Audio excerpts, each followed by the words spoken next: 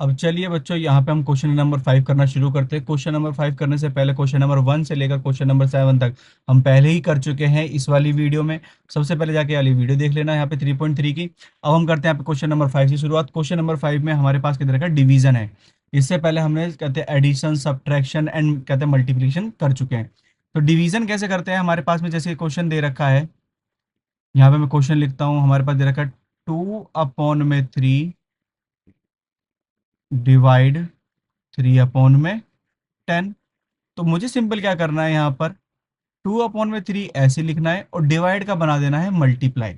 Divide क्या बना देंगे, मल्टीप्लाई। बस ये ध्यान रखना, डिवाइड के बाद में जो डिजिट लिखी थी ना, जो यहाँ पे रैशनल नंबर लिखा है, उसका रेसिप्रोकल कर दो। क्या कर दो यहाँ पे, रेसिप्रोकल। इसका मतलब ये 3/10 है, तो क्या कर देंगे इसका 10/3 कर देंगे। सिंपल। अब कर दो मल्टीप्लीकेशन। तो 2 10 हमारे पास कितना हो जाएगा, 20 हो जाएगा। और 3 3 कितना हो जाएगा, 9। ये हमारे पास हो गया। अब मैं चाहूँ तो इसका मिक्स फ्रैक्शन भी बना सकता हूँ। कैसे, 9 2 18, 18 और 2 20। ये हमारे पास फर्स्ट आंसर। सेकंड देखते हैं हमारे पास में। सेकंड में हमारे पास क्या है, 7/11, जिसको हमें डिवाइड करना है यहाँ पे कितना, 5/8 से। सिंपल।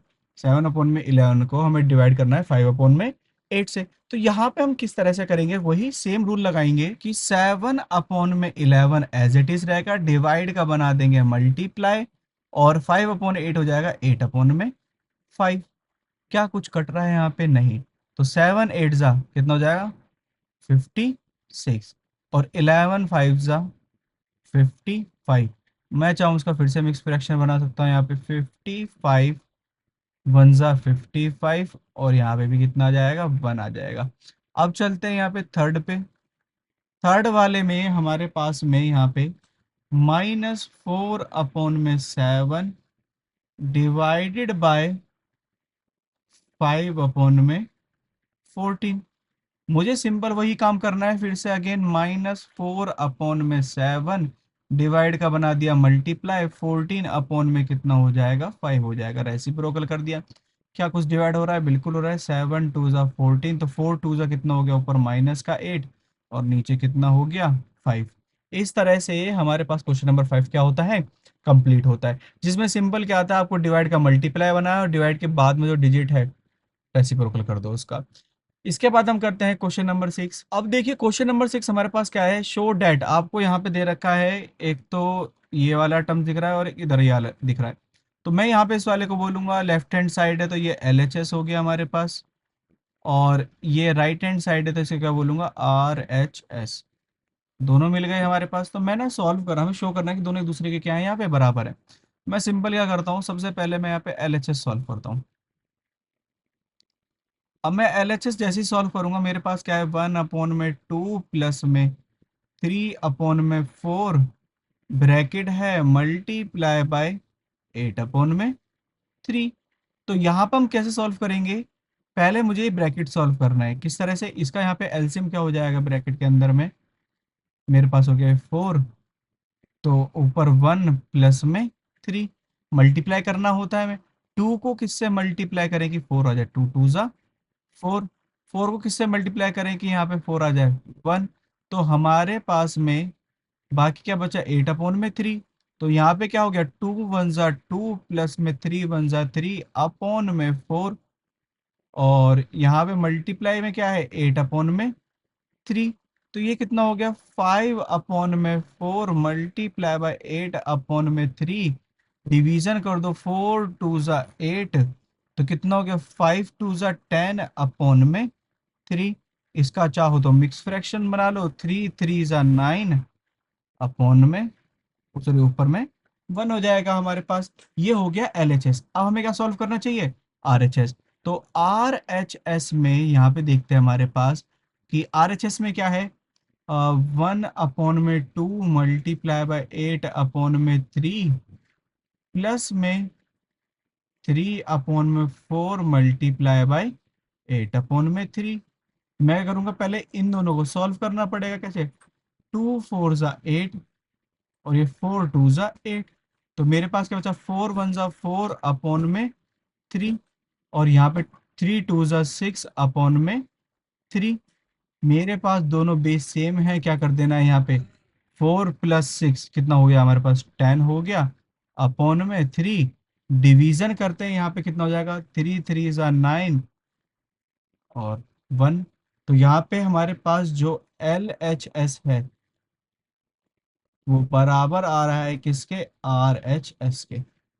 LHS किसके बराबर आ रहा है यहाँ पे, RHS के बराबर आ रहा है। इस तरह से हमारे पास क्वेश्चन नंबर 6 भी क्या होता है, कंप्लीट होता है। अब चलते हैं 7 की तरफ में। क्वेश्चन नंबर 7 में हमें क्या दे रखा है, simplify the following using the distributive property. हमें डिस्ट्रीब्यूटिव प्रॉपर्टी यूज करनी है। सबसे पहले आपको जानना पड़ेगा कि ये डिस्ट्रीब्यूटिव प्रॉपर्टी होती क्या है। तो यहाँ पे देखो, इसे इस तरह से जानते हैं हमारे पास में कि जो A है, मल्टीप्लाई करो B + C से। तो डिस्ट्रीब्यूटिव प्रॉपर्टी कहती है कि एक बार ए का मल्टीप्लाई करो बी से। ए का मल्टीप्लाई किससे कर दो यहाँ पे, बी से।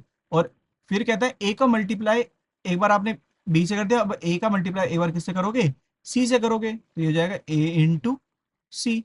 यही हमारे पास क्या होती है, डिस्ट्रीब्यूटिव प्रॉपर्टी। क्या होगी, डिस्ट्रीब्यूटिव प्रॉपर्टी। तो मुझे सिंपल इस क्वेश्चन को भी इसी तरह सॉल्व करना है। यहाँ पे हमारे पास ए की जगह क्या आ गया, 7/9। बी की वैल्यू हमारे पास कितनी हो गई, 6/7, माइनस का 3/4। तो आपको दिख रहा होगा ए की जगह है 7/9, बी की जगह है 6/7 और सी की जगह क्या है 3/4। तो मुझे क्या करना है, डिस्ट्रीब्यूटिव प्रॉपर्टी के अकॉर्डिंग 7/9 को एक बार मल्टीप्लाई करना है 6/4 से। फिर जो बीच में साइन है इसमें प्लस था हमारे पास, लेकिन क्वेश्चन में क्या है, माइनस है, वो सेम लिख देंगे, -7/9 मल्टीप्लाई बाई सी। सी की वैल्यू हमारे पास कितनी है, 3/4। अब मुझे क्या करना है, यहाँ पे मल्टीप्लाई कर लेना चाहिए। किस तरह से करेंगे, 3 1 ज़ा 3, 3 3 ज़ा 9, 3 2 ज़ा 6, 3 3 ज़ा 9, कट गया। हमारे पास क्या बचा यहाँ पे, 7 2 ज़ा 14 और 7 1 ज़ा 7 ऊपर, और नीचे क्या है यहाँ पे, 3 4 ज़ा 12 और 3 4 ज़ा 12। बेस अभी सेम ही रखेंगे यहाँ पे। हमने क्या करा, बेस सेम था तो 12 लिख दिया। 14 - 7, 14 में से 7 गया तो हमारे पास क्या बचेगा यहाँ पे, 7/12। ये हमारे पास क्या हो गया, सॉल्यूशन हो गया। इस तरह से हमारे पास क्वेश्चन नंबर 7 भी क्या होता है, कंप्लीट होता है। अब चलते हैं क्वेश्चन नंबर 8 की तरफ में। अब देखिए यहाँ पे क्वेश्चन नंबर 8 देखते हैं। क्वेश्चन नंबर 8 में हमारे पास क्या दे रखा है कि 5/6 x प्लस में 3/5 इक्वल्स टू 5/6 x प्लस में 1/2। हमें बताना है find the rational number x। हमें क्या निकालनी है, यहाँ पे x की वैल्यू फाइंड करनी है। क्या करेंगे, सबसे पहले 5/6 को x से मल्टीप्लाई करना है, फिर 5/6 को 3/5 से मल्टीप्लाई करना है। तो 5/6 को जब हमने मल्टीप्लाई करा किससे, x से, फिर हमने 5/6 को मल्टीप्लाई करा किससे, 3/5 से, इक्वल्स टू यहाँ पे भी क्या है, 5/6 एक्स अपॉन 1 प्लस में, वो प्लस में 1/2। तो मेरे पास में यहाँ पर क्या है, 5x/6 प्लस 5 3 ज़ा 15 और 6 5 ज़ा 30 इक्वल्स टू 5x/6 प्लस में 1/2। यहाँ पे क्या होगा, 5x/6 है, 5x/6 क्या कर दिया हमने, माइनस माइनस कर दिया, काट दिया, तो कितना बचा हमारे पास, 15/30 किसके, 1/2, जिसमें हम लिख सकते हैं which is universal truth.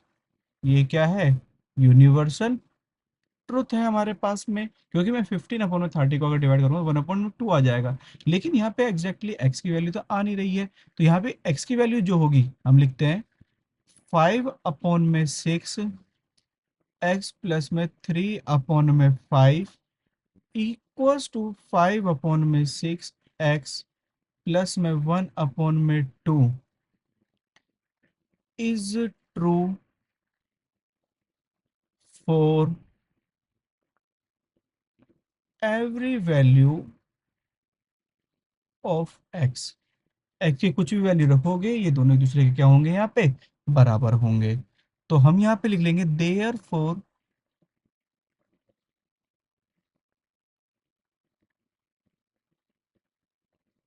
X can be any rational number. X कुछ कोई सा भी एनी रैशनल नंबर हो सकता है। इस तरह से हमारे पास क्वेश्चन नंबर 8 भी क्या होता है, कंप्लीट होता है। और क्वेश्चन नंबर 8 कंप्लीट होने के साथ में आपके यहाँ पे एक्सरसाइज 3.3 भी क्या होती है, कंप्लीट होती है। बस अब आपको एक छोटा सा काम करना है, इस वीडियो का कर देना है लाइक कर देना है, और अपने दोस्तों के साथ क्या कर देना है, शेयर कर देना है। और आप आज भी इस चैनल पर नए हैं तो इस चैनल को क्या कर लेंगे, सब्सक्राइब कर देंगे, ताकि आपको रेगुलर अपडेट मिलती रहे अपनी मैथ्स एनसीईआरटी के रिगार्डिंग।